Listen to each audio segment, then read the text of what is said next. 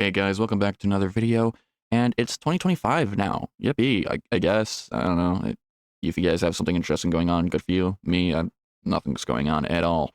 So, what better to do other than talking about Minecraft pedophiles or Nova Online or Bull Blacks's dress drama? I'm still trying to get into that information.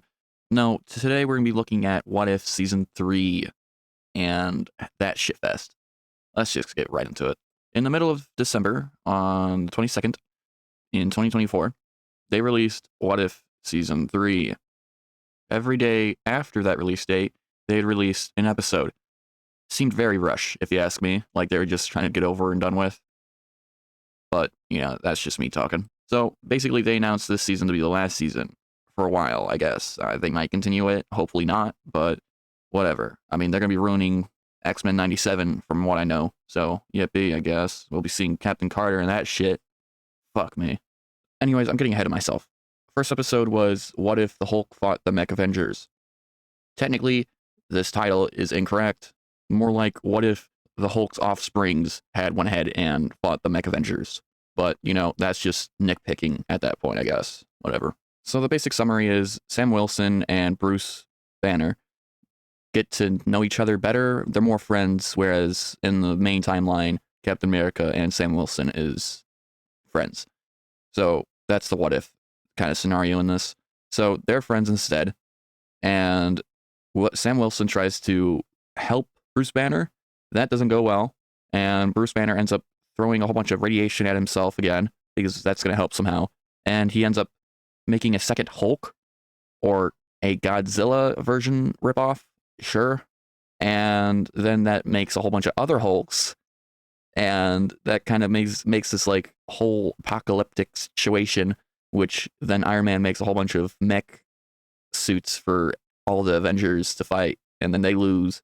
And then a whole bunch of other Avengers come in, and they take in the suits, and somehow they win. And peace seems to be in place. But then they come back again, because they were just underwater and they just waited for a very long time, the Hulk stuff, whatever the abominations they are.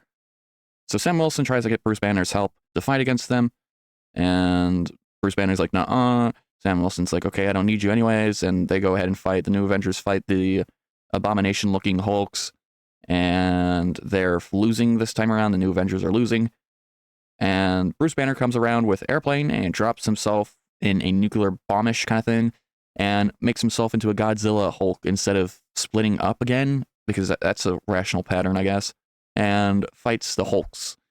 Bruce Banner wins the fight and takes all the Hulks to an island that he was living on in the first place. And peace on Earth, dude, or whatever, I don't care. That's the first episode. I noticed in this episode that the acting was kind of shit and was not so good. I would say indeed.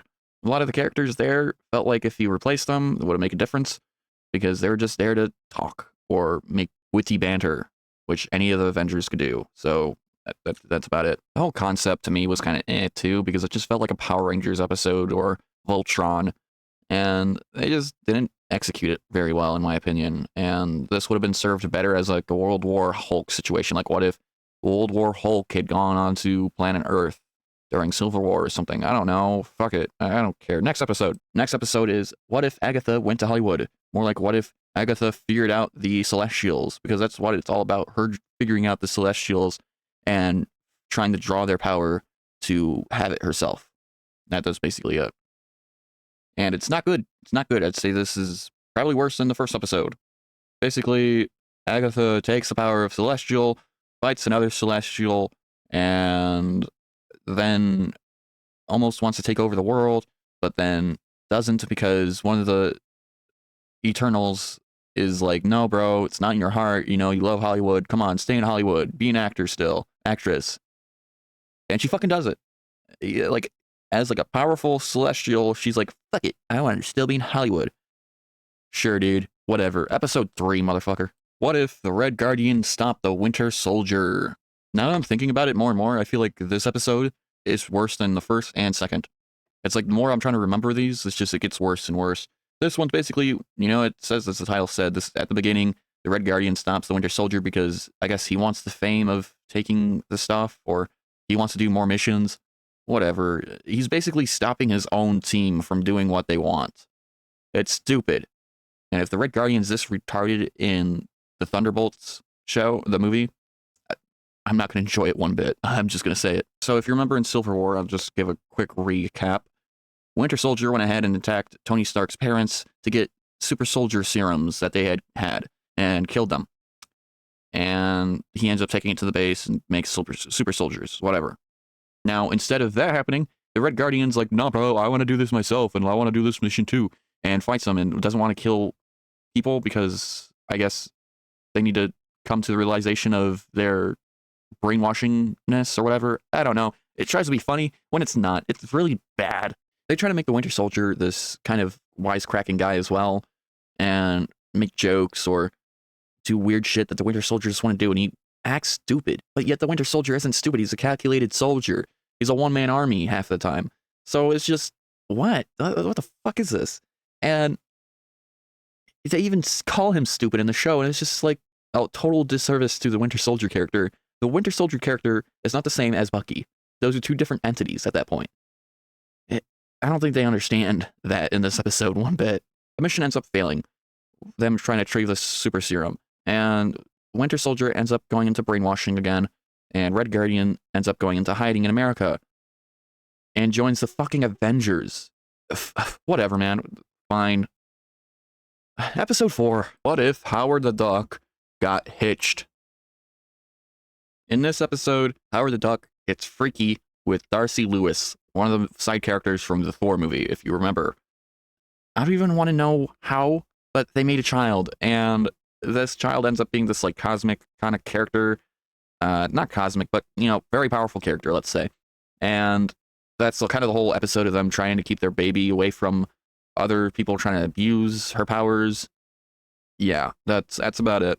I'd say this is the worst episode because of the weirdness of Howard the Duck and Darcy being together. No, stop it. Ugh. Ugh. The big reveal here is that Darcy didn't actually give birth to a live duck. She actually gave birth to a giant egg. So that egg probably wrecked her body. Gonna take her a little while before she can actually do anything. Oh my God, my insides are on fire! No, please, no more. Episode 5. What if the Emergence destroyed the Earth? Basically, the Emergence is when a celestial that is living in a planet ends up breaking out of the planet like an egg. That's basically what it is. Earth is an egg to a celestial. They end up causing this to stop in Eternals, but this is a what if that didn't happen, you know? So I wouldn't say this is the worst episode. I'd say this is one of the better episodes. Yeah, that's yeah. My main issue with this is how is people still living on this planet when it's not even a planet anymore? Like it just doesn't make any sense. But you know what? It's science fiction, so fuck it. Why should I care? Basically, Mysterio ends up taking over the Earth, and Riri Williams is having to stop him, and that's about it. I mean, White Vision is on Mysterio's side, and he ends up fighting Riri Williams. Riri Williams ends up taking Vision's powers away from him and takes it for herself, fights Mysterio, and this is the first time that the Watcher has to interact with this story. He ends up giving Riri Williams a reason to fight, and Riri Williams wins. That's about it. Episode 6. What if 1872? This is basically what if the whole Marvel universe took place in 1872, I guess. And this is one of the better episodes, I would say. There's still flaws, but hardly there. Like, the whole 1872 situation, this is not what if, this is just a parallel universe, right? Not really a what if, but, you know, I'm not here to fight logistics, I guess. I don't know, I'm here to trash on it, and this is one of the better episodes, so it's hard to trash on, right?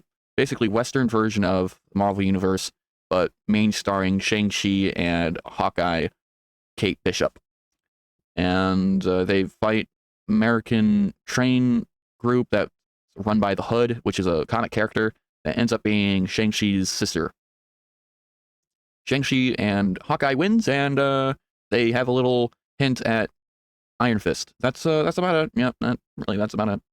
Episode 7, what if the Watcher disappeared? So basically what the title is saying, the Watcher ends up getting attacked by other Watchers because the Watcher, the main Watcher, was interacting with the stories, causing things to happen that shouldn't have happened, right? Now, Captain Carter is back once again after the 100th time. I don't know why she keeps on popping up. I really fucking hate it. But she's here to get back the Watcher with her team of misfits, which is Kohari, Storm, and Birdie. Birdie is the newer character that they showed being the baby of Howard the Duck and Darcy. Yay. This team is the most awkward assembled team I've ever seen. They're just there out of nowhere. It's just boom. Yeah, we're a team now. Like, okay. And we haven't even gotten an episode of Storm. Okay, what the fuck is that? Storm ends up is like a what if of what if Storm is God of Thunder, basically having Thor's abilities as well, which would have been a cool episode, I would say. That would have been way better than any of the other episodes that I said were shit. Could have been replaced with those. I would have been happy, but no, of course not.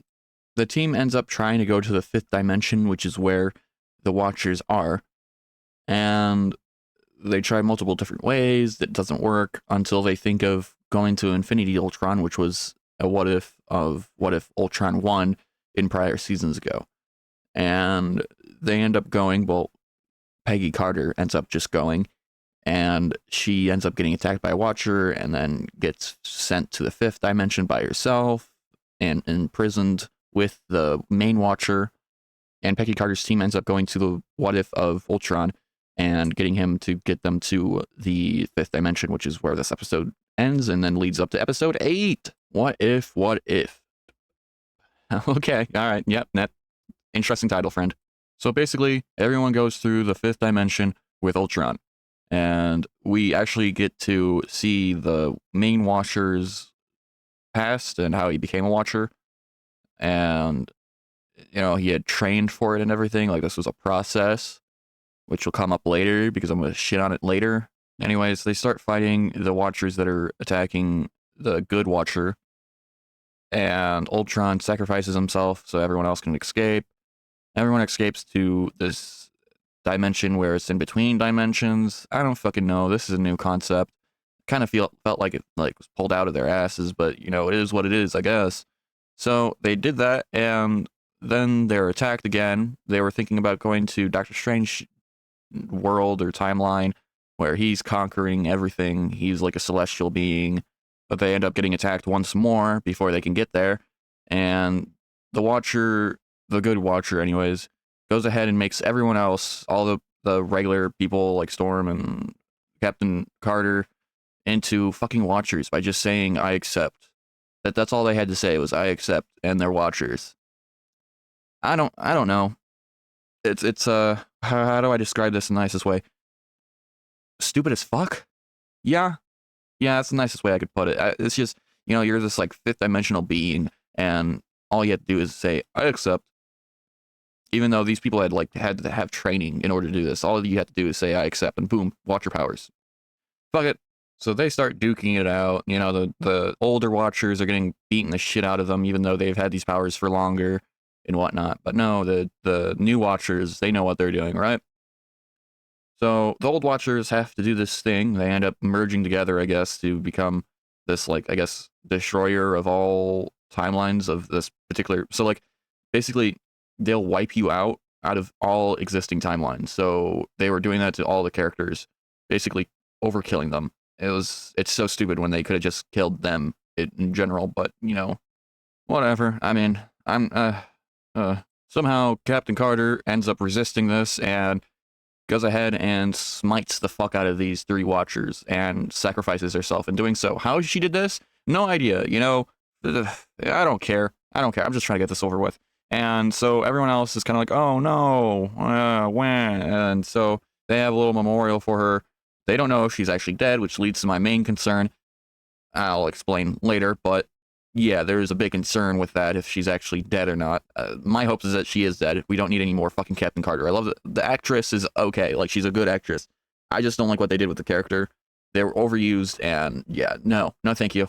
And at the very end, they end up hinting at a whole bunch of what ifs of, like, Thanos being Wolverine, Blade being Moon Knight, Spider-Man being, like, Man-Spider or something like that. You know, these actual good what ifs. And, you know, instead of doing those, you know, we got all this. So we live in the bad universe, guys. We live in the universe where we get shit Marvel stuff. What do we expect? I mean, I'm happy we got Deadpool and Wolverine. That's the only thing I care about, I guess. Everything else can be shit later on. I can live with it. I think. I don't know. This is painful, man. So my main concern is that Captain Carter is not dead. She is a higher being than the Watchers. She is higher than everyone. And, you know, she's going to be able to defeat Doctor Doom in the new Avengers movies when Secret Wars happen or something like that. That's what I'm thinking. I'm thinking that she's going to pop up last second going like, I'm a hero here. And then like fucking smacks the shit out of Doctor Doom and then the end. That's how bad I think this is going to get. I'm really hoping not, but that's what I'm thinking that's going to happen. And I'm not going to sit through that. No way in hell. No, that is horrendous. I don't know what you guys think. If you guys like this What If series and season, you know, good on you. But I could not, and I am sorry if I am shitting on your favorite show or whatever. But this is just my opinion, you know. In the end, you could say fuck you and walk away from my channel. You know, it is what it is. You know, I'm glad that the What If series is over. What I'm not glad about is that the What If creators are going to continue X-Men 97 from what I heard. And if that is the case, I hope I am wrong. But if that is the case, God help us all. That one season is going to be the final good season. I think they made season 2 technically already before the main guy that was directing everything for X-Men 97 got fired. At least has the script, so that might actually be good. But other than that, I mean, oh boy. But thank you guys for watching. Hope you guys have a great day. Hope you guys have a better day than me. And I'll catch you on the next video. Okay, bye-bye. Cheers to the Tin Man.